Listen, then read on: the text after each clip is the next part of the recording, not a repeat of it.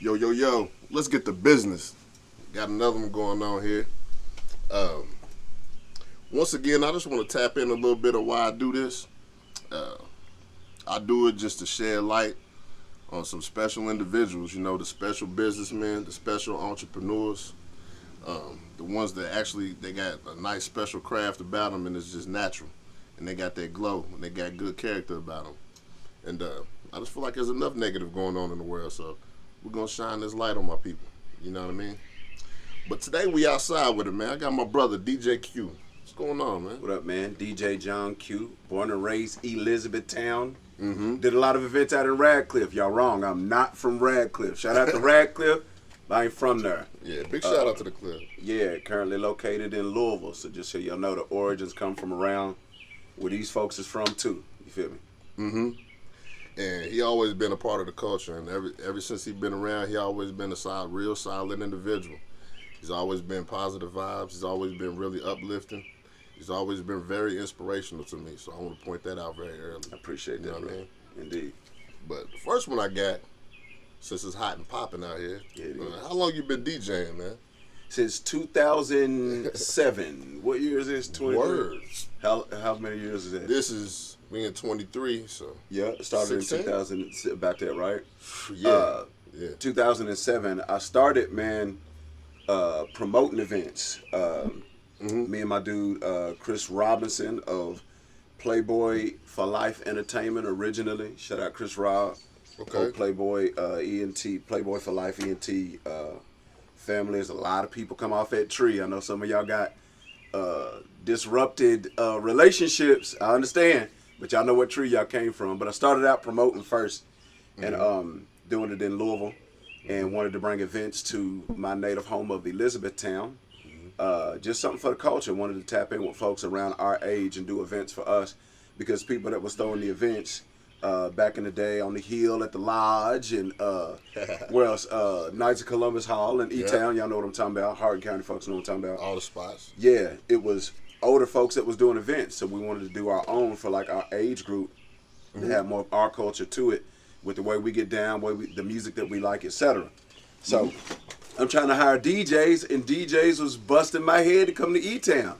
You know how that is. So yeah, man, the boys didn't have the bread. We wasn't really ringing off like that. We just wanted to do something for the culture for real. Right. So I couldn't afford it. So what I did, I got together with some local folks from the community, sat down, had a conversation. I'm like, what do y'all get down to? What do y'all like listening to when y'all be outside?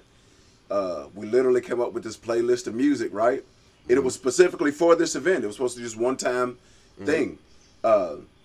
We get all this music down. This is back in the days with Access 9 machines. DJs and people that know music know what I'm talking about if you was doing it back in the day. The Access 9 machine, like a CD player, DJ-style CD player.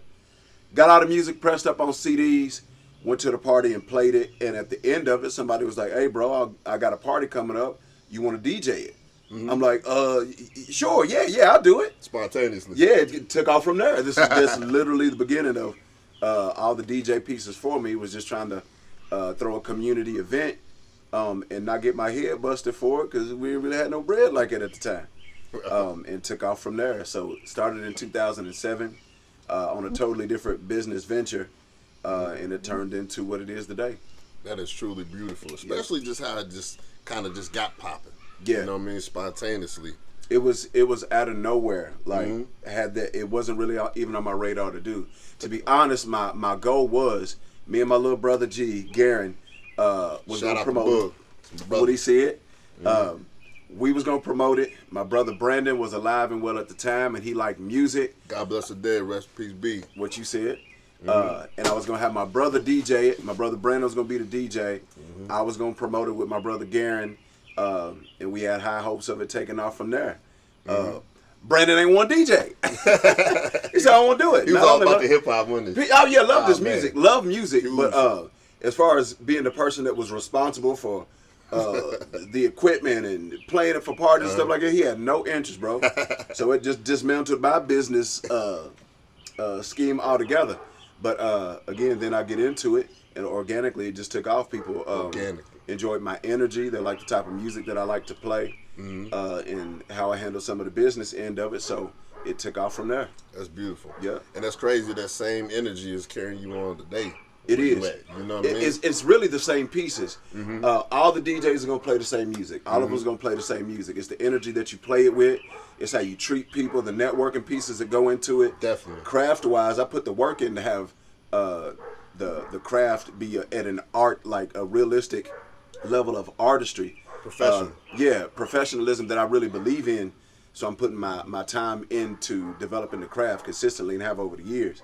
Okay. But even more than that, really, being talented has its place is what I'm saying. But networking and the business end of it is what's kept me going over the years. Because you're one thing about you I've always known is that you're just a good communicator. Like, you know how to talk to Try people. to be. And you know how to be socially powerful. You know what I mean? And everybody doesn't know how to do that. But in order to run certain businesses in certain situations, you got to know how to talk to people. You do. I'm one of those people. I like to be talked to a certain way, so I try to talk to people a certain way. Communication is big in everything. Like, there's no aspect of anything in life that you can be just a terrible communicator, and socially, financially, spiritually, physically, just be A-okay. Like, communication is a big deal, so I try to make sure I'm doing my best with communicating with people as cordially as possible, when possible. Yeah. That's facts. So what do you enjoy most about DJing? I think the business end of it, praise the Lord, we're making a couple of dollars on it. But being able to be an entrepreneur, like, since I started in 2007, but I've been a professional DJ exclusively feeding myself and taking care of myself with DJ money going on 8 years now. That is beautiful. I left my day job. Professionally, I got a extensive background in sales and marketing, so I can see that. a long way. Been doing it for a long time, and won awards at it, and set records in people's companies and all of that. But the upside of it was I got to leave my last day job on my terms, because the DJ stuff had taken off on me so well. Wow. So the entrepreneur aspect of it, I absolutely appreciate, and being able to structure my life around the business end of it being successful. So being able to structure my life around that and having other time to do other things I want to do with my life is definitely one of the big major pieces I appreciate of it. That's truly beautiful, man. 'Cause Yeah. most people, that's what they want to do, man. Your dream job is really what you got passion behind, and that just shows your consistency and your drive. 'Cause there's no way that would have been able to happen for you if you didn't put the metal down full throttle. Pedal to the metal. There were some sacrifices that had to be made. There was a lot of growing pains. You know, MJ wasn't MJ the first time he got cut from a team. You know what I'm saying? It took a lot of energy, effort, blood, sweat, tears, practice, being able to hear other people's opinions about what they think about your craft and what level of artistry they see it at, or whatever have you, right? Tough skin. Yeah, You know? had to have that. Had to have that. You have to because harden yourself a little bit. the DJ job, if you're a DJ that consistently is outside rocking parties and entertaining folks, you got to be able to move people. Whether it's how you approach the records, getting onto them or off of them, whether it's how you use the microphone, whatever it is, you got to be able to move people. And stepping into different crowds, you can't show up at the 40 and over birthday party with a bunch of Lil Yachty and Pop Smoke. They don't move to that. Right. You know what I'm saying? Because you got to set that mood and that tone. Absolutely. And take it from there, from the jump. And it's consistently been that. So growing in it, you know, I learned a lot from a lot of folks, whether it was people that inspired me or it was people that told me about myself when they didn't feel like the craft was there yet. So been a lot of growing pains, but we're here now. So that falls into another joint I got. Moving forward with this. So what was that breaking point in life on your road to success? Because, you know, we reach a level, but there's always something you go through that journey. You come to that point where you're like, man, okay, enough of the games. Enough, there's zero time to play around. And I got to lock it all the way in and just take it completely from here. I think for me, it was probably that last 9 to 5 that I worked, being in corporate America and being successful at it and not necessarily wanting to turn away from it, but seeing other opportunities that still get you to whatever goals that you have in life. That was probably the breaking point for me. The last day job that I had, I got into it with some upward management in the company. You know how that is. Yeah. So I had this running joke with the people that I work with. It was a supervisory position, and I had this joke with these people I work with that I don't have to do this. And every day I was like, I quit, but I'd come back the next day. Just joking around with them like I quit, and you know they knew I was coming back. Right. And then the phrase turned into, y'all know I don't got to do this, right? Like, you know I don't got to do this every day. Like I'm telling you, anytime something popped off, if somebody farted beside me, you know I ain't got to do this, right? Like I quit at any moment.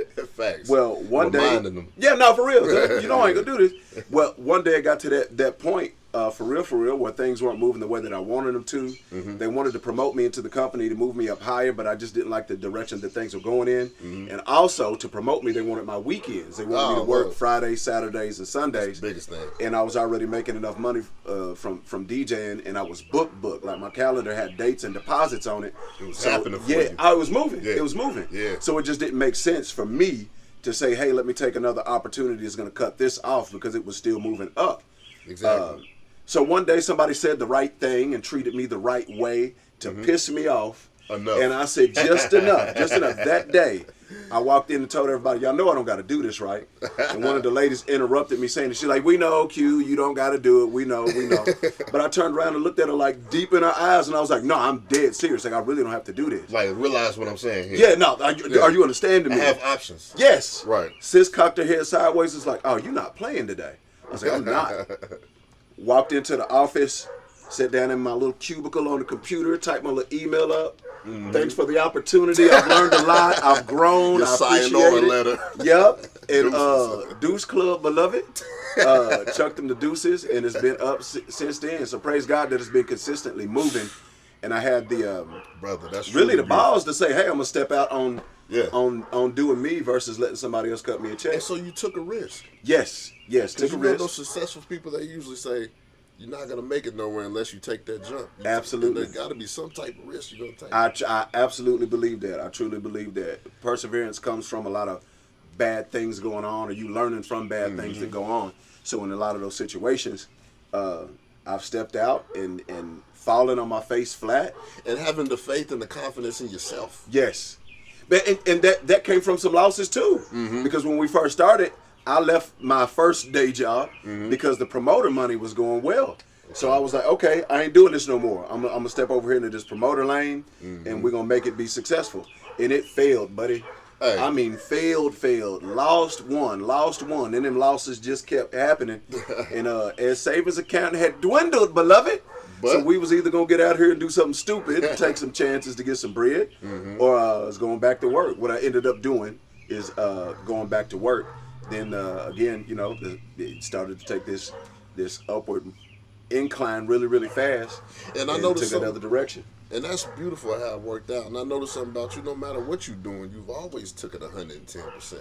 Try to, if it's worth doing, and this is some of that old head stuff that they drop on you. Facts. If it's worth doing, it's worth doing 100%. That's it. If you're gonna do it, whatever it is in life, and you really got goals, and you really just want to put your energy and effort into something, give it all you got. That's facts. In some places, I gave it all I got, and nothing materialized. Right. So it ain't for me. Okay, this ain't it. That's how you find out. That's how you find out. That's it. That's you know really what I mean? it. Gave it all I got. It didn't work out. In other places, I might have given a C-level effort, and things went crazy, and it was mildly successful or very successful. But any place where I really exhausted the effort because I really knew I wanted to be in a space, or I wanted to make sure I gave my best effort in anything that I was putting my hands into to see what could come out of it. I know people that hoop for the first time, or touch a basketball for the first time, and they don't have skills, so they quit. This is young folks and old people too, in jobs, in financial endeavors, etc. If you fail the first time, a lot of people will quit. But real life don't work that way. Like the perseverance piece has to be there. So I fell on my face a few times and kept pushing, and found a lot of successes by making sure I just put as much energy and effort into things that I was doing. Man, that sounds truly beautiful. So do you think discipline is more important than motivation? I believe absolutely, 100%. That's why I asked you that question. Motivation comes in spurts. Somebody could put a battery in your back and you be motivated in a moment. Like you motivated to lose weight. You get out here and you get to running. The first few steps, I'm with it, right? That is till facts. you get that. And you gotta start pulling. Yeah, and that's when the discipline kicks. Absolutely. Or you gonna quit. Absolutely. And that's in any endeavor also. Well, I'll speak for me because maybe other people are motivated by different things. But that motivation for me comes and goes. The mindset of, hey, I want to do it, can get beat up by bad times or bad circumstances and situations. And especially as men, there's definitely going to be days where I'm hurting. Yes. Or I don't feel it today. Yep. But it really don't matter how you feel. You kind of got to robot yourself and just get up and just kick that discipline. I think discipline absolutely takes over. The mindset to remain disciplined absolutely takes over where motivation fails. In a bad situation or circumstance, or falling down, falling on your face in whatever endeavor or thing you find yourself trying to pursue, motivation is fleeting. It can be there in a moment. And you play ball. That's fast. At a certain point, they can hype you up, right? Somebody can smack you on your helmet, or great. Your coach can Treat pump you like you the up. golden child. Yeah. But then when that's no longer there, when that energy's no longer there, something has to be there. Yes. Kick in. When you're disciplined in things, you'll continue to follow through. When you're not, you'll fall off. That's beautiful, man. So I noticed you part of that allegiance group. The core group of DJs. Can you explain to me the essence of that? Kind of how that came about? Absolutely. The Allegiance is an esteemed organization of individuals that are organized basically around artistry, the majority of it being in music, although there's photographers, people that handle business, music executives, DJs on radio, club DJs, graphic designers, clothing designers, etc. So it's a group of professional individuals, mostly organized around music, but also the arts and business pieces also. When I first got into it, it was known as the Kentucky Music Pool, or Camp DJs back in the day. I remember Camp. Yeah, Camp. Shout out to all them. I got one hoodie left that got the logo on it. But basically, I was moving around. DJ John Q had started to make some traction. Some people had seen my artistry in wherever they had showed up at, because I didn't even know folks was checking me out, to be honest. But they saw what I do and how I get down, and they invited me into the organization. Something was moving. Something was moving. Somebody was paying attention. And they invited me into the organization, and I gladly accepted, because it was a bunch of folks that I had already respected anyway. So it was DJ Deuce, DJ Slick. At the time, DJ Empty Beats was already tapped into it. Shout out to all them. Yes, man. indeed. Slick. DJ Marley Marr of now the Mattel Group. I remember him too. Yes, indeed. And there's a host of individuals that were already involved in it, and I already seen them moving around in the area, and I respected what they did. So when I got the invite, I was happy to be part of it. Since then, I've held different positions in the organization and done some different stuff with folks in it also. But anything that you got going on, if you're a music person or you've got something tapped into artistry, the Allegiance has something plugged in for you. People that do media things, radio folks. I mean, the list goes on. The business end of your music. If you don't know the business end of music, we got folks in the organization that specifically handle that.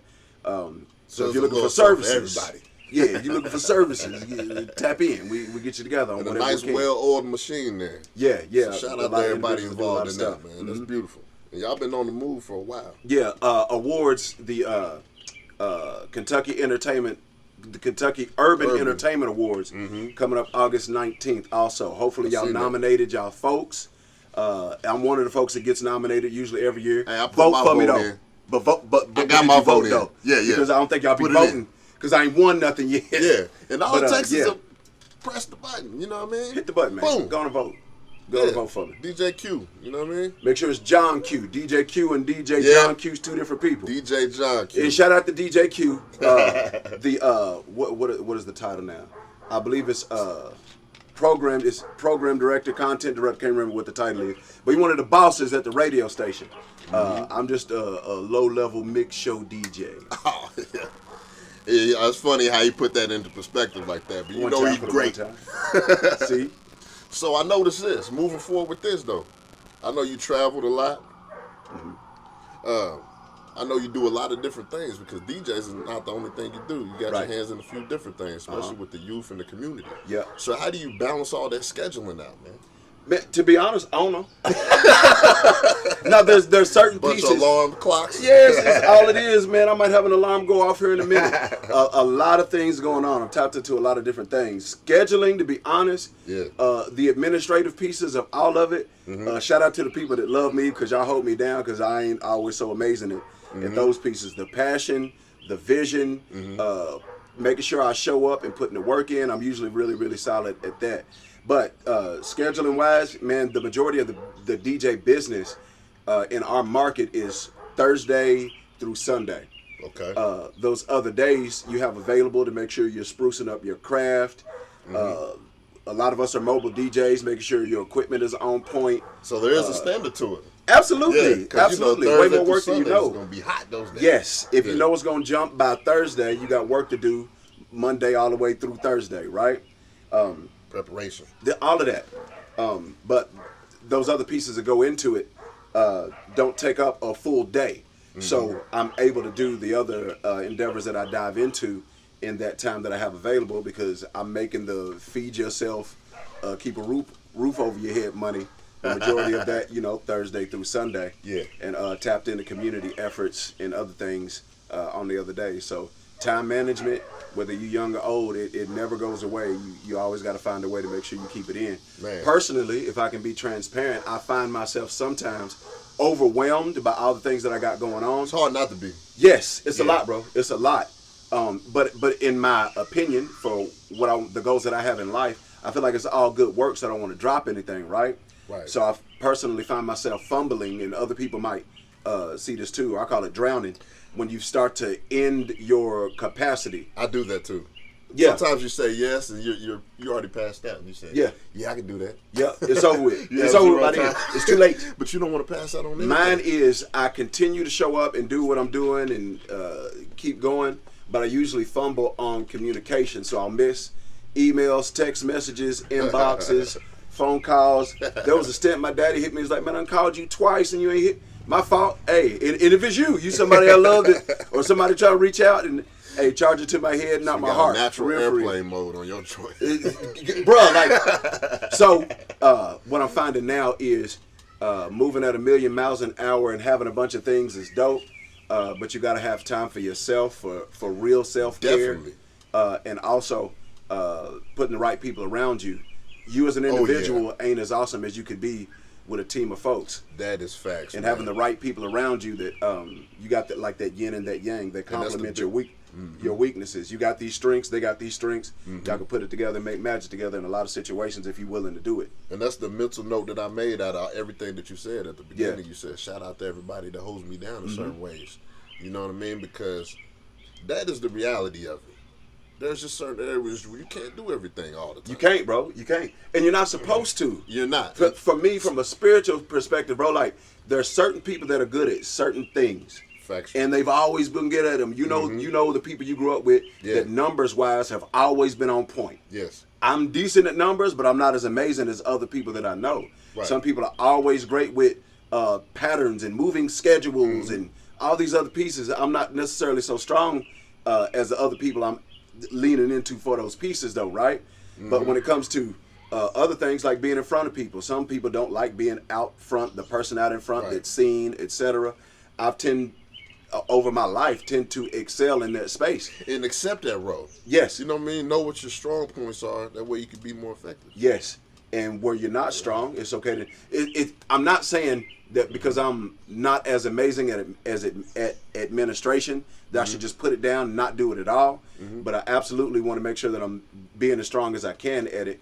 But in other spaces, delegating those responsibilities to other people is going to be able to fulfill them even better than I am. Right. Even though you could do them, you know that they're going to excel at it. Yeah, here, let me hand it off to you because I don't keep fumbling and then we're going to miss something. So, that's beautiful, man. But moving forward to this one. So, this is a petty question. What was your wildest thing you've ever seen in one of these parties that you DJ? I got to know that. Was it a square dance or somebody fell down the steps? Or man, let me think. I got to know something. Something petty right now. In the entertainment space, usually by the time people show up to be entertained, they're taking off some stress. They're trying to offload some cares, etc. And you gonna see a lot, and I have seen a lot. The first thing that comes to mind, because I've seen like so much crazy stuff. I DJ weddings also. My crates are diverse. I'm ready to get on whoever, like for real. It's on deck. So if all the way around, listen, he's all across the board with it. Cultural festivals, I've shown up and done them and played music that is all Hindi. You don't know what Hindi is. You ain't even on it. Bachata, merengue, salsa, like all of that. Like I get in the bag. I got throwback hip hop. I got the new stuff. All of that. But I'm DJing this wedding in Crestwood, Kentucky. Word. If you're not familiar, it's a very rural community. Definitely. I'm booked at a family farm. I'm one of 3 people that could be described as melanated. You get what I'm saying? And you stay booked. It's It'll booked, tell baby. where you gonna be at. Everywhere. So we get out to the family farm, right? And there's a basketball court that they're hosting the wedding on. It's a concrete slab out in their yard. Big acreage, right? It's a farm.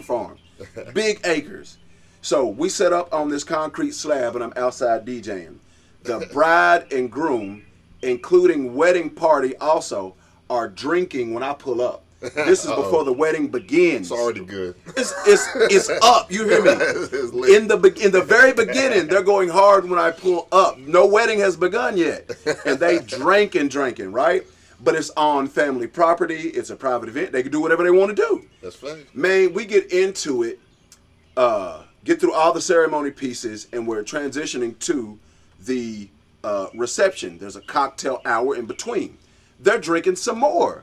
It would be different if we talking about a beer or 2, right? A couple cocktails, maybe a shot just to turn it up. Yeah, they had a whole pool of hooch. When I tell you they have full, what is it? Half gallons. Bigger than a fifth. Okay. Is that a half? I think it's like a half gallon, right? Yeah. They have half gallons of bourbon. Each individual has their own. Each person has their own, and they are leaning. I'm painting a picture. Welcome Follow to me. Kentucky, brother. But listen, so by the time we get to the actual reception, bride and groom drunk. The bridal party drilled. Everybody's drunk. I mean, through. You hear me? Through. So we get into the first couple of dances. Then people start to literally pass out in the grass. We've done their first dance and all the like ceremonial pieces. Boy, they're passing out in the grass. They're passing out in the grass. So 1 is down, 2 is down, 3 is down. They were fairly young folks. So they had a big bridal party. You usually see it at like younger weddings, right? That's wild. And they are passing out in the grass in full regalia. Sis got on her whole bridesmaid dress and she's passed out over here in the grass. Bro is fully suited and passed out in the grass. So the majority of folks, by the time it gets dark, have either left or they're passed out in the grass. It's drunk. The groom's brother has a girlfriend. Oh Lord. She's bad. So it gets better. She's bad. It's smoking. Beautiful lady. She looks possibly biracial. Okay. There's me. There's one brother about your complexion that was there. He left. Okay. So the only people with some complexion is me and the groom's brother's girlfriend. You out there in Timbuktu. I'm out to where there's no street lights. Phone reception had failed on the way in. About the whole Get Out movie situation. No, dead serious. So I know what time it is. I forgot to add this note. Okay. At the time, I was driving my box Chevy. I had an 85 box Chevy that I drove. And that day I wanted to drive it on out because I hadn't drove it in a while. So I pull up, park the car, and a young man runs up to me. Little white boy, he couldn't have been 6 years old. Couldn't have been 6. Runs up to me with dress shoes on, dress slacks on, like he was going to be part of the event, shirtless. I hop out of the ride to go get my things together, and he looks at me and goes, "What are you doing here?" I'm looking around like, who is buddy talking to? Is that Huckleberry Finn? No, that's dead serious. He's Huck if you buck out here. So, what are you doing here? I'm like, I'm the DJ for the wedding. Buddy looks at me square in my eyes and goes, okay. And then turns around and shakes. I'm like, if foreshadowing exists, this already don't. So I'm way out in the country. It's not looking good. It did not 100%. It ain't. You got to get out of there. Yeah. I decided to go on and get this check. Okay. Right? Yeah. So we go through the whole event. Everything is groovy. People start passing out. I noticed people was drinking earlier, like I said. Folks start passing out. There's only a few people left standing. Wow. There's a couple of older ladies that was dancing. The groom's brother's girlfriend is still outside also dancing. People start to go in and out of consciousness. They're either passing out or waking up. At some point, how the insurance gonna work out? Great question.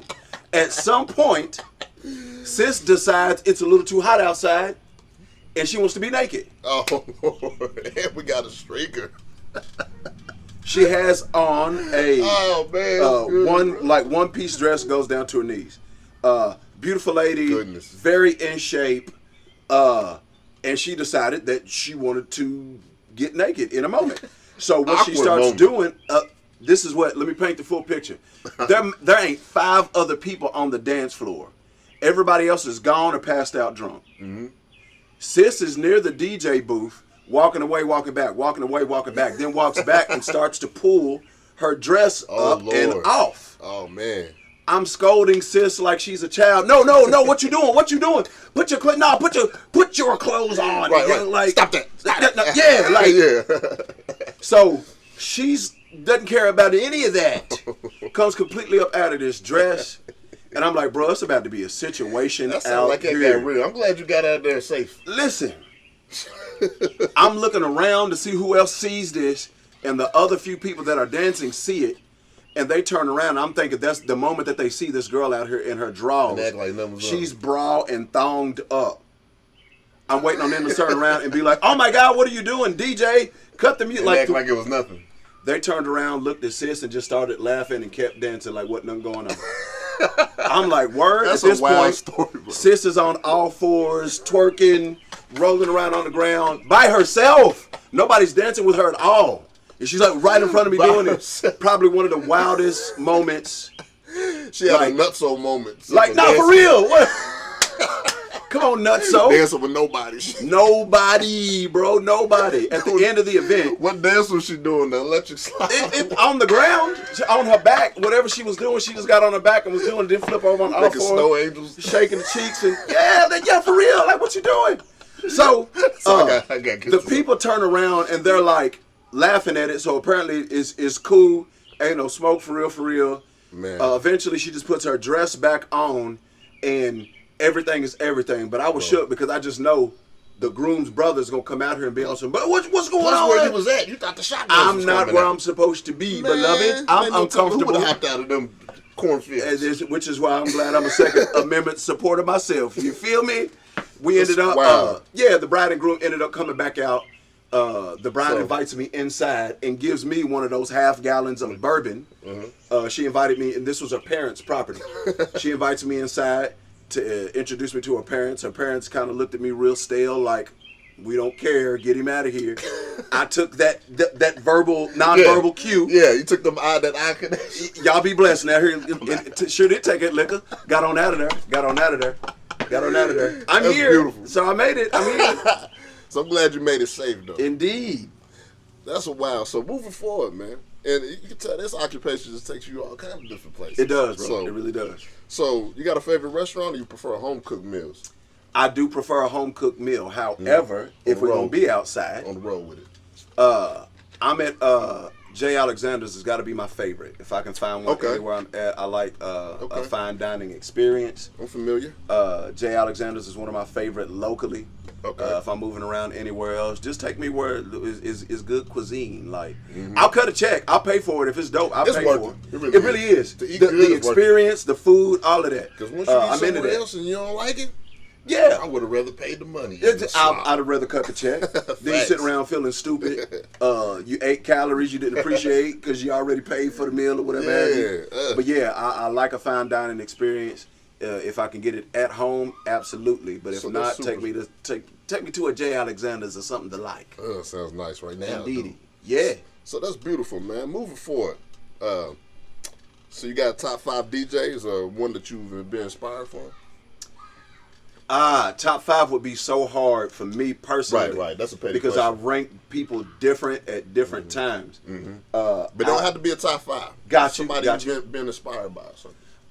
Recently, there's so many folks that I've been inspired by recently. There's a couple of cats out of Chicago that I think are super duper dope. Shout out to Shoutouts. Yeah, DJ Jay Illa. He goes by Jay Illa. Okay.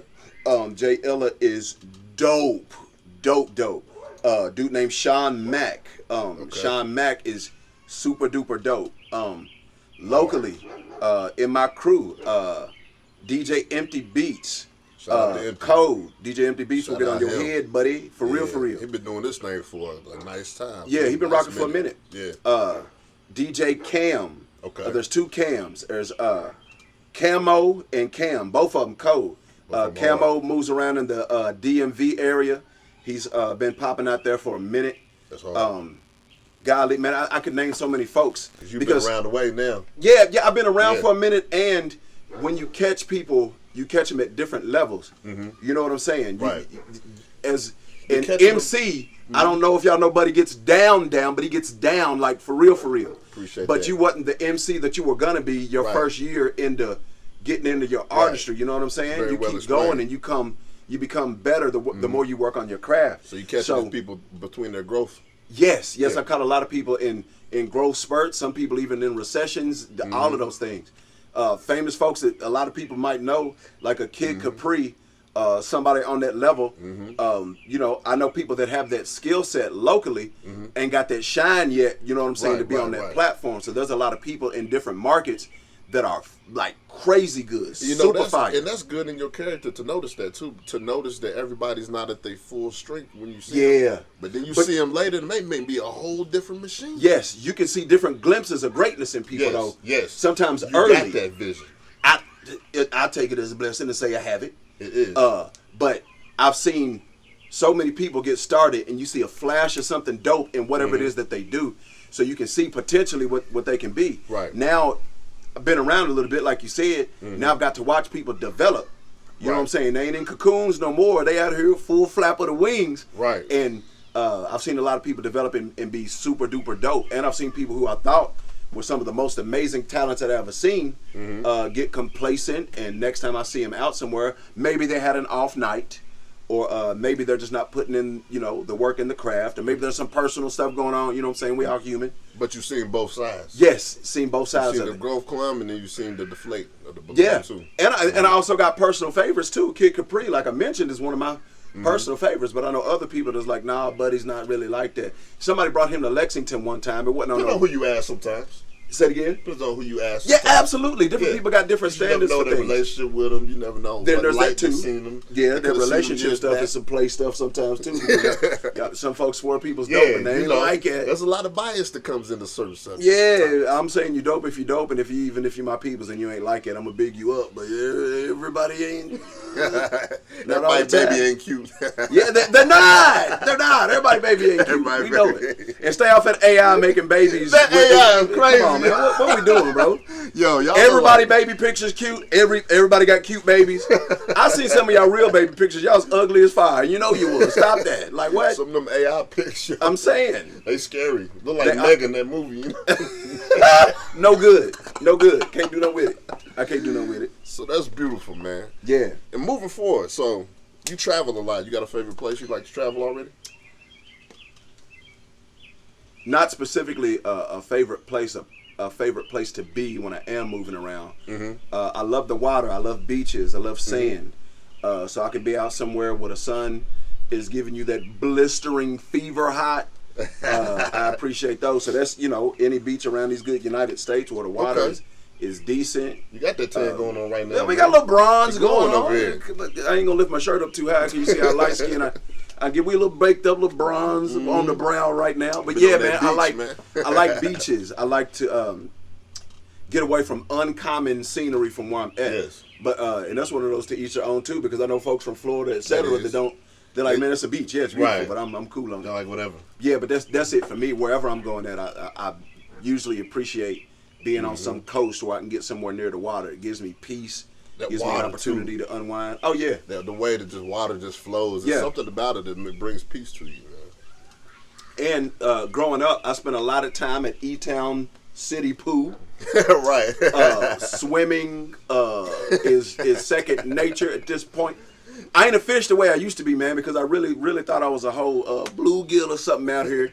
He was dunking people too in that pool. Oh yeah, we got busy. I'm sure we almost took a few lives underwater. I remember that. Yeah, splashing people's contacts out their head. Got to hit the water that You wouldn't right get away. angle. Yeah, man, it got serious up there. It developed a lot of character. It definitely did. Yeah, man. but I also noticed that it's one of those things I like to be around. Major bodies of water give me peace, so I enjoy being around water. So if I'm traveling, if it's a lake, if it's a big river, any of that, I appreciate those. Sounds nice. I think I'll be headed to Cancun soon. Probably where I'll be It's a phenomenal idea. I've done Cancun on like the turn up end of it, or on the let me kick it with the locals end of it.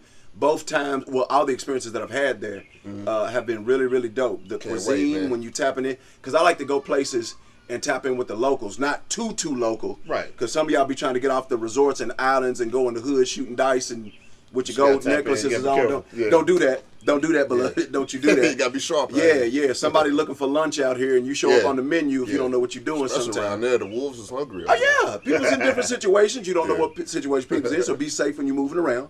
But I like to tap in some ways with locals to get the local cuisine. I don't want to be where the tourists are all the time. So being in spaces like that and getting the culture of how people live their daily lives sometimes is pretty dope to do when you're moving around too. It is fun to tap into different cultures too. Yeah, that's what I would get out of traveling. Absolutely. So moving forward with this, man, I noticed you practice gun safety laws and the way to practice with guns in a safe way. And you do that around the community and to the youth. Could you break that down a little bit? So, I don't know statute of limitations if I could tell too much about too much. But I'm a certified firearm instructor. Thanks. I'm a heavy believer in folks need to be able to physically defend themselves as their own first responders if the situation arises, with no energy towards harming people that don't need to be harmed for the preservation of life. So don't get it misunderstood. And it's so important. It's absolutely important. For all the pieces, if I go back to the things I was just considering mentioning a moment ago, my introduction into firearms in my dear old community of Elizabethtown was sitting around with some knuckleheads. Yes, indeed. Was sitting around with some knuckleheads that was passing a pistol around in a circle. I was a big kid, so I looked like I was old enough to hang out with the older kids, but I wasn't. So the first firearm I ever physically handled was, I don't want to call them gangsters. Throwaway. They had something on hand that they was passing around, and I had no idea what to do with a firearm when somebody put it in my hand. Right. Too many times in dominantly African American communities, we bump into ignorance being a downfall or something that hinders us or holds us back, right? And all ignorance means is not knowing. Not knowing. Ignorance ain't a cuss word. Somebody turning you on to some game, teaching you something, giving you a good word, whatever have you, can make a major difference in life. So one of the first firearms that I had in my own possession, I may have not gotten, and this is one that I carried at a certain point in my life. The legitimacy behind it. Well, this one wasn't legit. Right. First one I had, it wasn't legit at all. Yeah. I got it in a bad situation, and I didn't know much of anything about anything, so I did a bunch of stupid stuff with it. And in part because I was inquisitive. This is America. We in love with firearms and violence here, right? There's also the cultural pieces around the community where I came up at. Some of those people in that community carried firearms for different purposes. Very few people that I'm aware of in that day were carrying them for personal protection that lived upright lives. I knew a lot of people that were carrying firearms that didn't live upright lives. They might have somebody want to rob them for some nefarious situations was going on. You know what I'm saying? I don't know who I'm going to view this. I can't tell you. Right? See, these are the first things you notice it. You know, not carrying it properly. You know what I mean? People not being safe with it. So carrying firearms in your pocket with no holster. Carrying older revolvers, old, I mean old, like way stupid old. Carrying revolvers improperly with the hammer back, all types of ignorant things. Again, ignorant is not a cuss word, just a lack of information, right? So I see this all my life in different spaces. When I get old enough to legally own firearms, I stepped out and supported my own Second Amendment right and decided that I wanted to take on that responsibility. But that was also through information, that was through training, that was doing a lot of digging and a lot of trial and error with deciding what to carry, how to carry, and what to carry, right? So as an adult, I realized that I'm not a small gentleman, and even if I was the smallest person in the world or the biggest person in the world, sometimes people pick you for lunch. Like they want to do something bad to you and they see you as an opportunity or a come up or whatever have you. And sometimes people just want to do bad stuff to people. It's okay to protect yourself. Yes, it's absolutely okay to protect yourself. It's a God-given right. No government gives you that right. It's a God-given right. Right. But there's also things in place in our Constitution that support that right. And I lean way into them, especially in our communities where a lot of firearm violence is happening. And I'm glad you took that responsibility. Yeah. Because there's not a whole lot of people out there doing that, man. There's not, especially in spaces where I'm at. So I'm tapped into the firearm culture because I've been into it since I was like, golly. When I'm telling you I'm passing guns around with knuckleheads, I might have been 12, 13, right? So I've been somewhere in the culture consistently since about 12, 13 years old.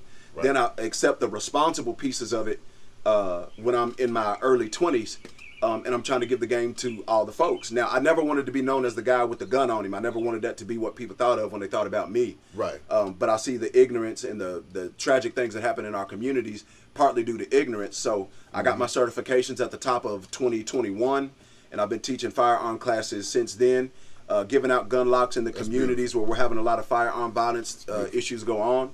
And the main purpose is to push back against gun violence with training people to be responsible and safe with firearms. Right. And it's also other things that I've gotten into around that are mentoring, because we deal with a lot of mindsets that just need to unlearn and relearn some positive things to make sure that they're on point with where they're going in their future. So, and this one, a big one, shout out to all of the people in 2020 that were involved in the uprisings. Not riots. That was a big time. It's a big time. Big time. And, a lot of things going on. And I bet you was superbly locked in during that moment, because, and I see just so many situations where a firearm is used in the wrong way. Yes. Or is used so carelessly that, you know, innocent people end up becoming victims. Yes. Children, elderly people. There's just so many different situations. That's a lot of the things that I was seeing too. This type of thing is so needed. Very much so. And he's playing his part. And like he said, he's not being glorified about it. He's just playing his part to be a special help to him. Got to. Everybody's complaining about the stuff that they see going on, but few people are jumping into the fire and doing the work. So, but yeah, moving forward though, that is beautiful, man. That's what I want to say, and it's so needed. There needs to be more activity going on with that. So, do you enjoy the business side of things, or do you enjoy the craft side of things more? Definitely the craft end of it. Definitely the craft end of it. I do too. The work that goes into artistry, sometimes in any art, dancing, singing, graffiti, DJing, whatever, sometimes it can heal your soul. Definitely. Like you can work out so much of the stuff that's going on in your mind and in your heart through the arts. So I definitely enjoy that piece of it. I agree with you for the same reason, because it could be so therapeutic. Yes. It could just be what you need for that moment. Man. It don't have to have nothing to do with business or money or nothing. It's just what you feel like doing at that time. When I first started DJing, I had, like I told y'all, the people sit down and give me the music. That's one end of it. The music is one end of it. Everybody's gonna play about the same records. There's no secret records out here that set it off that no DJ knows the big about, records. Right? Yeah. Right. Yeah. That's what people's gonna get into for the most part. Yeah. But how you decide to play them, how you get onto and off of the records. At the time, I was dating a young lady. When we would get into it, I would sit down, have my little beer, put my little records on, moments like and that. work through the craft. Yes, Work through the craft. yes. Cutting, scratching, mixing, blending, dropping acapellas, and did all these things that helped me hone the craft to where it is now. Started out of literally just being frustrated, because I thought all DJing was have the records, right?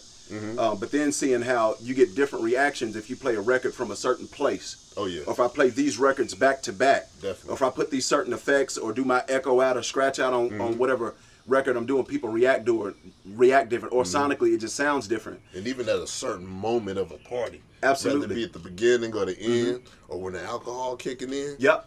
Yeah.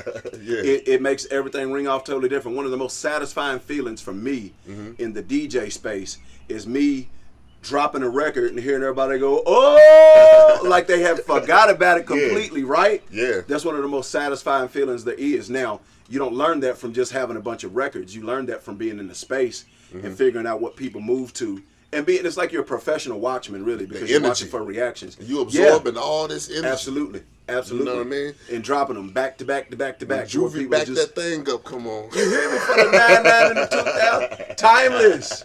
Timeless. That thing gonna ring off, I think, like forever. Boy, what do you mean? Crazy. And here's what's funny. When the record came out, I'm like in high school. It might have been like a senior in high school.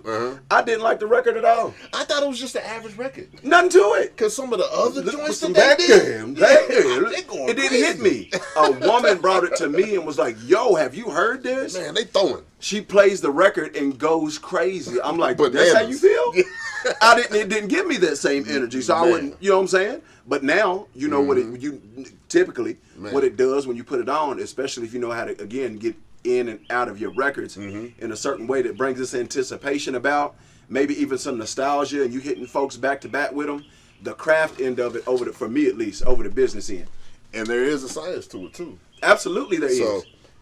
So, moving forward since you a DJ, I got to ask, and this is an artist question, you got a top 5 artist? I do. I absolutely do. They're also on a revolving... No particular order. I know it's a petty question. It's a petty question, but I got to ask it. All right. Are we going with active right now or of all time? It don't matter. It could be in this next lifetime. Got you. To you. James Brown, Michael Jackson. Okay. We're going to go there. We're going to start here. That's where we at. Legendary, baby. You said of all time. I love that. The patterns and the instrumentation that James Brown put into and drew out of music.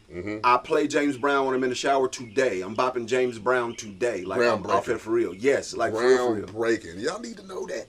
For real, for real. James was that dude. Like, for real was, dog. Like, for real. Michael Jackson also, one of the greatest artists and performers of all time. Light-skinned Mike, dark-skinned Mike. It don't matter which one you get on. He's getting the business, buddy. Like, he's really like that. He's making fans faint. There was fans fainting. The reaction that he had in someone wasn't even stadiums, dog. They built field, put a stage in a field, put 1 million people out here. They're passing out in the back. Yeah. They're passing in the back where you can't even see, buddy. Oh my God, it's Michael. With the lighter still lit on. Yeah, like what? Who has those feels today? Crazy. I'm not sure that anybody does. He's the biggest icon I've ever seen. I definitely think so. In my lifetime. I wasn't prepared for an argument on that, but I feel like he's got to be high on the list, dog. Like he's very high. Who went that hard and had people going that crazy? Elvis, maybe. You know, I think he's beating all these folks out, out, man. It was crazy. It was crazy. Michael Jackson, James Brown, Michael Jackson getting into hip hop. Right now, I'm super duper digging Black Thought. I love Black Thought. The content telling somebody the other day. Lyricism. Dude is nice. The depth of it. It just it just draws out certain. If you listen to a Black Thought record that you heard 4-5 years ago, you listen to it now with the double, triple, quadruple entendres, the syllables, and the you can go back and listen to the records you've been listening to forever, and it's gonna hit you with something else. Like, oh my God, I ain't realized, bro. Even he's nice in such a different way. Going dumb. Yeah. One of my favorite rappers right now. Period. They need to know that, man. What's that? 3. We said 5. Yeah. Who else? Give y'all something fairly new. At least one of the newer artists still, right? I like Roddy Ricch. Okay, that's a good one. Just the feel and the bounce and the singing and the rapping. Yeah. Digging Roddy. One more. Let me cut across the field on y'all. Chris Stapleton. Okay. Tennessee Whiskey. I know y'all know Tennessee Whiskey. Tennessee Whiskey. Chris Stapleton. Yeah. Okay, that's a good one. Some diversity. It's just 5 of my favorites right now. Yeah. If we got it in a different list, if you want a top 5 in hip hop, we got to do a whole different interview for that. We'll be here forever. We're arguing back and forth for forever. Oh man, debate, especially with him. Yeah, we gonna go all the way in. Then we got to dig up records and all this other stuff. But right now, some of my favorite 5, that's got to be it right now. That's a good one. So, how do you feel about old school hip hop compared to this new era of hip hop? I feel like my parents did about the same time. I remember my mama tap dancing on CDs to destroy them because she didn't want their stuff in her house. So the There wasn't no parts content, of it, huh? none. Hey, My brother, she was the same way at one yeah, my brother Brandon brought a Bone Thugs-N-Harmony. Bone was my brother's like favorite group of all time. He had a Bone Thugs-N-Harmony CD. My mama listened to it, and she didn't like the conversation about being thuggish. She didn't appreciate that because she didn't see that for her sons. And she just wanted the best for y'all. Yes, You know, she wanted the best for her. And yeah, at this point, of course, you understand it, right? Right. If you're a parent, you get it. If you're an older person, you 30, hell, 25 plus, you get that your folks wanted the best for you, Right. even if they did or did not use the best means with communicating that, right? Right. So Brandon brings in a Thuggish Ruggish Bones CD. I can't remember which record it was or which album it was. And that album, it did Listen, numbers. It was 1999. Yes, it's 1999. Yeah, That was the one. Well, she put it in the kitchen floor and started river dancing on it because she didn't want her sons listening to that content at an age where she knew they were impressionable. She didn't appreciate it. So I get it. she And there's didn't want power it in the behind house. the music. There's power behind it. Yeah, I absolutely agree. You cannot say that hip hop is one of the most powerful genres. It's the one of leading most genre powerful- ever of all time. You can't say that it's this major genre and say that the content has no effect on the Right, people right. that consume it. That's nonsense. We It's just wouldn't not be the way the world responsible works. people if we looked at it that way. No, by no stretch of the imagination. Right. You are influenced by the music you listen to, the movies that you watch, the books you read. Any content that you consume can have some effect on you, especially at an age where you're super duper impressionable, like a teenager. Right. When Onyx cut all their hair off, one of my brothers said he Oh, cut his man, hair off. man. When he started listening to Bone, he saw them with this long hair. He grew out this afro. Oh, my brother man. Courtney, shout out Courtney. Courtney cut all his hair off when Onyx was cracking. Remember and No then he grew Limit his afro. Chains? Yes. What? Big Madame. No one ain't had no money and it was No fake. Limit Tanks. It's an influential culture. Hip hop Yeah. is not just a music; it's a culture. Rap culture. is the It's a lifestyle. is the thing that you hear. Yeah. But hip hop really is a culture, Yeah. Rap and it is actually influences just the world. one element of hip hop. Just one of them. It's 'Cause just you know the it was MCing MCing. portion of it is what. Yeah, the rap piece, and we love it, right? But there's other pieces go into it. We literally are the culture, right? We are the culture. So we can't say that it's this major influential culture all the way around the globe and then act like the content doesn't matter. So mama wanted to facts. keep the content away from my babies. Why would she not? And it's part of the way that I feel about some of the stuff that's going on today in the era that we're in today. I know the power of hip hop, especially being hip hop. I'm a DJ. It's moving right? in mountains, man. Yes, Yeah. no, for real. Definitely. So And it's helping lives, but it's also Yes. affecting lives in different it ways is. too. It absolutely is. So my stance on some of the newer hip hop is some of it I like. Absolutely, some of it I like. I mentioned Roddy in the list of things, right? But some of the content is absolutely detrimental, and it holds us back. It puts poison in our minds and in our hearts. Shock value. So Yes. and like you said, with younger minds, you got to put that in the younger minds' Absolutely. perspective, and think of how curious their mind is working. Absolutely. You And got to it's- take heed to that. And it's everywhere. And you're not the only teachers of the young people. I'm over 35.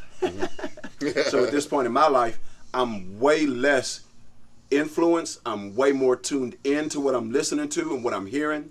I understand how I feel about it, but I'm also, for the science geeks, where, what is it, the frontal lobe, which cortex it? Because there's a yin and a yang to everything. There is. It's paying us the same culture. It's paying us. It is. So at the same time, it's just like anything else. You got to treat it responsibly. You do. And that's You all do. I'm saying right now. Absolutely. You know what I mean? So, not bashing newer hip hop, I think some of it's dope. There's some dope stuff. Lot of And there's dope artists out here. Oh, man. Everything is not drill, gangster, Right, trap right. music. They- There's some real yeah. deal You're MCs right. out here. Because I hear when people say, the game's changed. No, maybe the way you listen to music or who you listening to has changed, but really, it's up to you who you want to listen to. It really There's is. something out there for everybody. I There's promise heat you. out here. Yeah. You might have to go searching for it Yeah. because radio or playlists ain't Yeah. serving it up That's for why you I'm to happy put it you directly said in your Black pocket. Thought, because Yes. he slept on. Super duper. Dude's fire, bro. I feel like super duper, Yeah. yes. And I mean, it's not even in this specific era too that the content got to be ridiculous. Right. Can we cuss on here? I don't Go know how this ahead. Okay. Shit, damn it. Fuck. Did they see? There we go. We good. Too Short. My daddy played Too Short I in the love Too ride Short. when I was growing up. I love Cuss Too words, let them roll, motherfucker shit, goddamn ass. So that's what I was hearing early, right? Sure, man. Two Live Crew is late 80s, Definitely. early 90s. The misogyny was so high. Man. Public Enemy and all them and the yes, the hop, the hip, the 90s hip hop. Yeah, there was conscious stuff out there too, just like there is today. There's people who got lyricism and they really talking about something, and then there's have fun party stuff, and then there's just stuff that don't make no sense because it ain't talking about nothing, like literally nothing. And it's always been like that to where it's a little bit everything for everybody. Yes. But I think X-Clan, Public Enemy, Poor Righteous Teachers, like the list goes on and on and on. And but you also had, like we said, 2 Live Crew and all these other. Well, I think what makes a difference now is that you had all those people, but now you got them, and you got the internet. Yes. You know what I mean? As soon as you put your phone out, I see a new artist I never even heard of. Yes. And they be having platinum plaques. Yeah. How? Make a whole living off of making music. How? Who knows you? But I've been turned on to some folks that way. I'll tell you another thing too is that nowadays what I like is it don't have to just be the music. Because I know on my runs, my biggest runs, my money didn't come from the music. It came from the merchandise. Got you. It came from branding myself. Shout out to your merch too, buddy. Because it's dope. Yeah. Where's his t-shirt? I make everything I do on here. Every time y'all see me on here, I got made something. I'm going to see if I can talk myself into at least a dummy t-shirt. But the caps is hard too, man. Keep it up. I appreciate something that, dope, family. bro. Yeah. Man, we can get the business. Yeah. Indeed. So this is another petty question. Speaking of influence, I notice your suits is just too fly, brother. They just too fly for me. They too fly. Every now and then you gotta get dressed. I gotta step my game up. Yeah, are they tailor made? I mean, they're on occasion. I'll go get something altered. I fluctuated in weight. Little thick now. At one point, I'm over 300 pounds, right? And going out and buying clothes was like this chore because you had to get things altered. Right. In the gym, trying to work some things out. Preserve yourself, beloved. One of your tenets in life must be self-preservation. Health is wealth, because absolutely health is wealth. Get in the gym, eat like you got some sense. If you've got any vices, consume them responsibly and at a minimum. You did. But the ideas of getting dressed, one, absolutely, I got to shout out my daddy and the other men that were in my life when I was growing up, because a man's presentation says a lot about him. It ain't everything, right? But that is a fact. Yeah, your presentation says a lot about you, especially in meeting spaces like you're out in the business world or in a educational space, this and that and the other. Yeah. So somewhere around them early college years, late high school, we started putting on clothes, and I noticed that I can't say that I noticed. Somebody told me this in a class. The suit, a suit is the universal language or the universal attire for business. That is facts. Doesn't matter what country you're in or where you're at. Men are in suits. That is facts. And men that are doing well are usually in well-fitted suits. It is not all about impressing people, but it's about, for one, feeling good. And Absolutely. It's about other people taking you serious. Yes. You know what I mean? Because how they going to take you serious if you're not taking yourself serious? Absolutely. Even if you believe, for folks that feel like it might be something else to it and you want to put other pieces of yourself out here in the world, that's fine if you just want to dress however you want to. But your favorite rapper ain't the person that goes into the business meeting dressed that way. They either send a representative, a lawyer, somebody else handling business that knows how to handle business, who's walking in there in a suit, you dig? Or they get dressed up in a suit. Yeah, because a lot of them don't know how to fulfill that area. Yeah.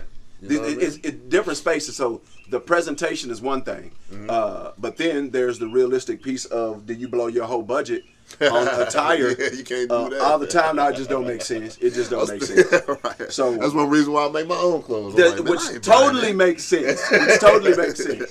But no, I can't blow the whole budget on attire, especially a new suit. Every time you got to go get dressed up for something. So we got some staples in the wardrobe. You know what I'm saying? The ones I seen was rotated. hard. The ones I seen was hard. They was fine. Every now and then we get dressed. You just every now and then get you somebody that can do both. You feel me? Facts. Yeah. So moving forward with this, man, another petty question, kinda. iPhone or Android? Android. Argue with me later. Argue with me later. Oh, man. Or argue with me sooner than later. Y'all, wherever y'all find us at, y'all find me on all social media at DJ John Q. But listen, the reason being, because I've had both, and both operating systems have their place and space and whatever it is that you do. For me. And you saving some chips. Yes. Yeah, you saving a little bit. The Android platform for me has been easier to randomly get music from whatever resources I need to. Okay. And I found more apps that have artistic applications for editing videos, pictures, etc.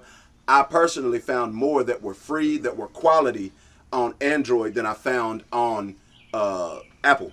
Word? So that's why I decided for it. I've had them both, and ripping and grabbing music was a little bit more difficult for me.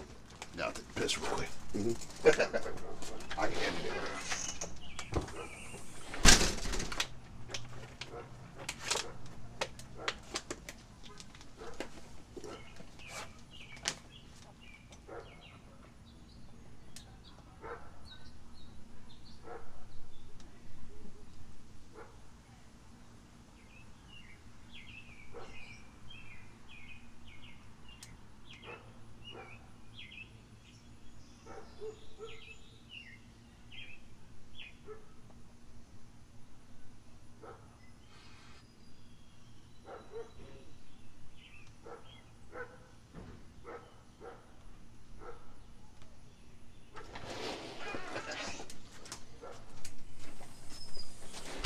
Nah, but that's hard, but I gotta go with the iPhone. I'm petty. I need that iPhone. I feel you. I get into a lot of arguments and debates. I'm in a lot of texts and chat groups with people. To see what color is it when it ain't a iPhone. Was it green or something? I think it's like green. Yeah. So I get rolled out often.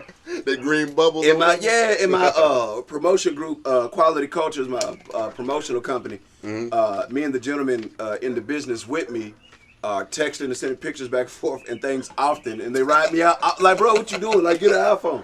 But I just found more useful applications that didn't cost me as much money when I was using Android than I did with iPhone. If it's in the past, and this has been about 2 years ago. So if since then things have changed, I tap in and see. Simple. It is pretty simple to operate too.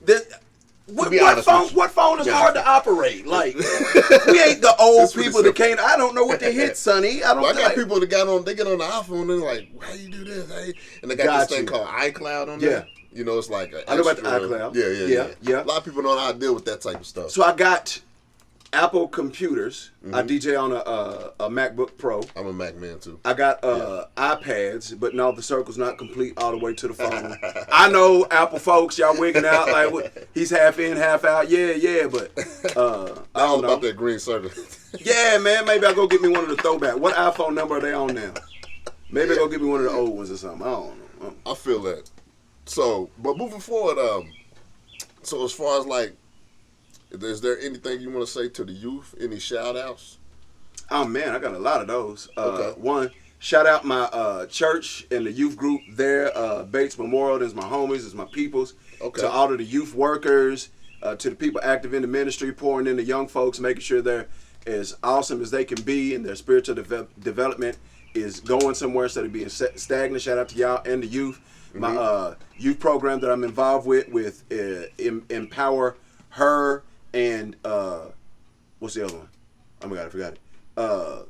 The advocacy group and my organization, Armed and Educated. We have a program we call STEP. The STEP program is currently meeting in Newburgh Community Center. Also, shout out Newburgh Community Center. Shout out to all of them young folks. We appreciate y'all. What else am I tied into? I teach DJ class at JCPS, Jefferson County Public Schools, if you're not from the area. Okay. In a program called Lit and DJ, so literacy and DJ.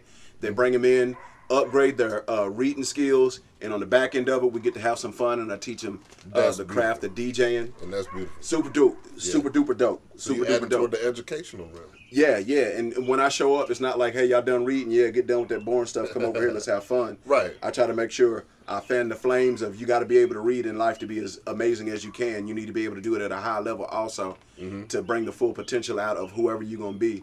It's a life skill, you dig? Like, you need to be able to do that. Right. We also do numeracy and DJ, which, if I remember correctly, is them teaching worded math problems and working to it with, you know what I'm saying? And that's beautiful, man, because that's one of the reasons why I do this.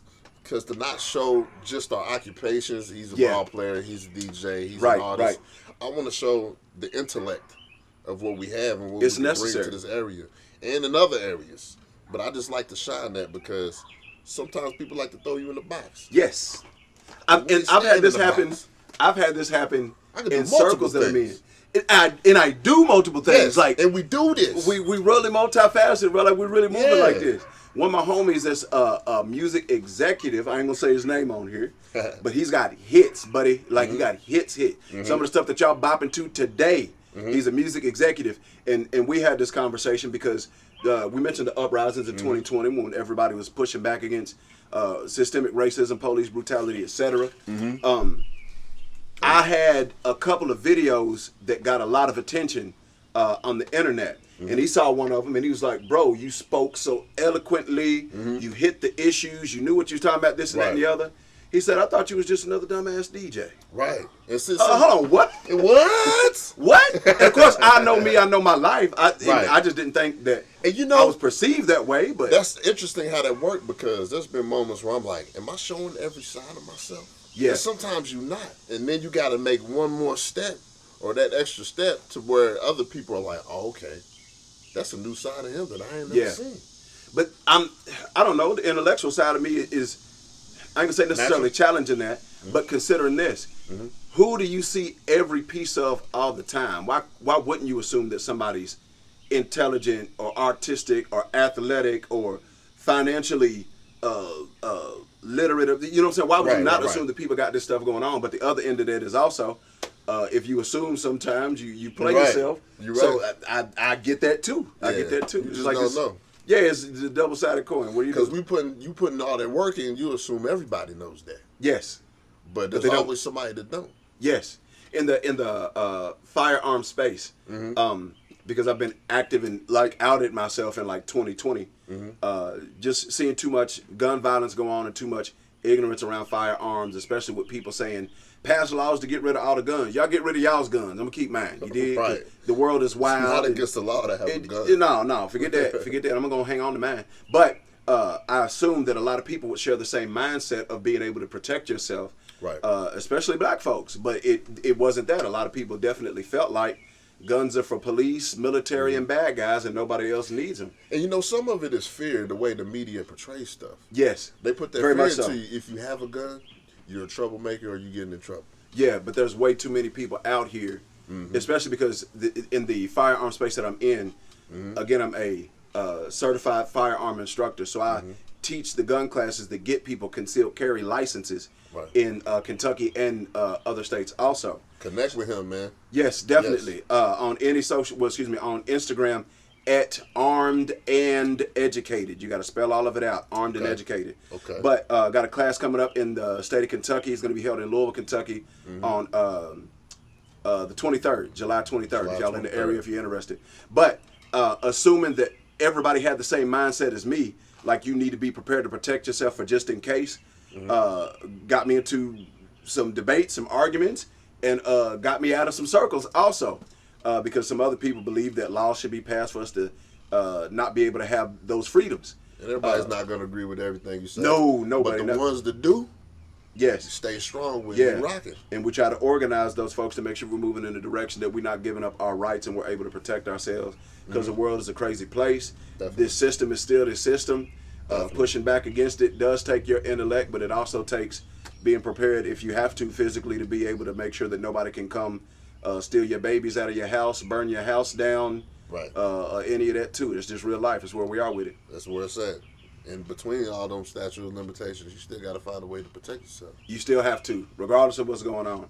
And it's not, in self-preservation and protection, self-defense, all of those pieces are not exclusive to tools. It's not a knife. It's not a gun. Right. It's how you treat people, the way you talk to people, right? Avoiding conflict could be not being the person that swings back if you in a physical altercation and somebody really don't want it. You know what I'm saying? The hands are still good. The hands but that doesn't mean I got to respond to everything with touching somebody. Right. Keep your emotions in check. Control your emotions. Yeah, your ego, all of that. All your emotions matter. We're talking to therapists and stuff. All of your emotions matter, but you can't let your emotions control you. So being situationally aware, you know what I'm saying? Paying attention to everything that's around you in spaces that you find yourself in, knowing where the entrances and exits are, sitting facing the door, being good with people and good to people. Nothing wrong with networking and staying on people's good side and trying to have, good relationships with folks. What energy are you bringing? Absolutely. So, all of those pieces go into it, and it's not just, the gun stuff is also not just making holes, like shooting people, putting holes in. It's also being able to, if you are your own defender of your domicile, if you're the king or queen of your kingdom, if you get shot in an altercation, You know how to put a tourniquet on. You know how to patch up holes with gauze. You know how to do any stop the bleed activities. Check the link in my bio on Armed and Educated on Instagram. You'll see some of those links on there also that'll turn you on with how to be able to do that. Outside of guns, let's say your baby or your boo thing gets a major arterial cut. How do you stop it? Mm-hmm. How long does it take for the police or an ambulance to respond to be able to patch that up? On the average. On these situations, we need to be prepared to be our own first responders. So, I ain't gonna bore y'all to death on it, but those pieces are super duper important, man. Self-preservation and being able to be around to see the liberation that you've been working on, or the goals be accomplished that you've been working on, or your kids to have kids that have kids that have kids. We need to be around to see these blessings, man. Right. And when he goes in and taps in with it, he's not just beating around the bush about it. He's putting you in certain situations. Real life. It's just like being on a basketball team. You the point guard. Y'all gonna practice on these certain situations. Who gonna take the ball out? Who gonna set the screen? Who gonna come around? All of that. It's the same thing, man. He gonna put you in that world and help you with what to do in that situation. It's so much knowledge out here, and ignorance hurts us so bad. It does. The information is out here. More people got to be spreading the information about whatever it is. You know how to fix cars. Well, at one point, you know how to make clothes. All of these things, right? To be ignorant. Yeah, because dumb is dumb. You know, but it's not. And I it's not at all. I never understood that, and I stopped trying to understand it. I just knew that people love that. You know what I mean, that energy that's poisonous. Is there. That's another one of those unlearn, relearn things. Like intelligence is dope. Being financially straight is dope. Very dope. Being from the hood and being in bad, detrimental, ugly situations, that ain't dope. Ain't nothing dope about that. It ain't goals for nobody. You know what I'm saying? And anybody who thinks it is, that's nonsense, bro. That's nonsense. No matter what you're hearing or who told you that. For real. You know what I mean? We here to tell you. It's a wrap. Roll around. What was the other piece? I guess that hits both of them. You said shout outs or what was it? You got any events coming up? Always something. Always something crazy going on with him. I hit him one time. I'm like, I said, what's popping with your Q? Oh, I'm in Canada. Yeah, out of here. What? Out of here. We move around, man. It's a big world out here. You got to move around a little bit. Take some tourist pics for me. Right. Excuse me. The only thing I can think of on the calendar right now is a firearm class, July 23rd. Other events I got coming up. Quality Culture is going to be doing the next Grown-ish party. Grown-ish is like not super duper old, like 40, 50. Grown-ish is like you newly grown, you know what I'm saying? Like you 25, 30-ish, you got your first college degree or something. Like, you know. Slide on in there, you got your first little supervisor job, something like this. You grown, you ain't grown. You grown-ish, right? Next Grownish event is what? Coming up this Friday. Okay. Was it the 21st? July 21st. July 21st. I'm pretty sure it's Friday, July 21st. Will be at Dasha Barbers in Louisville, Kentucky. Shout out Dasha Barbers. Shout out to them. Southern Bistro. Maybe they'll give me a little something on the free. And hurry up and book them. Hurry up and book Listen, them, man, because I book up quick. Man. You want a dope DJ or a cheap one? I ain't the cheap one. I give you that.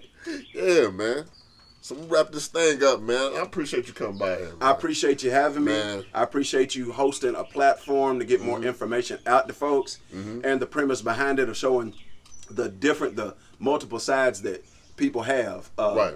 Just because somebody's a chef don't mean they ain't super duper highly intelligent and love tech. You know what I mean? Facts. A DJ he's a DJ, but I'm also doing a million other things, right?